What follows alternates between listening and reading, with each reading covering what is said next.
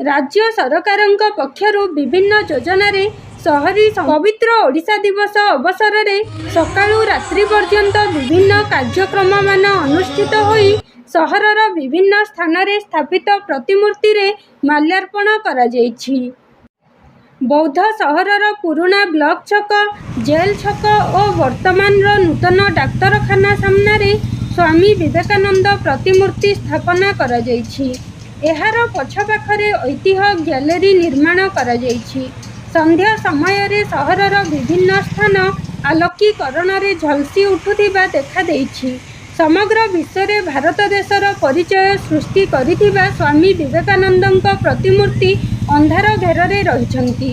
गत जनवरी 12 तारिख रे स्वामी विवेकानंद जयंती को भूली जिबा विषय सोशल मीडिया रे प्रकाश पाइबा परे संध्यारे विज्ञापित अंचल परिषद पुष्पमाल्य प्रदान करथिले। परिषद पक्षरु पूज्य पूजा को गुरुत्व देबा पई जनसाधारण रे दाबी हेउछि।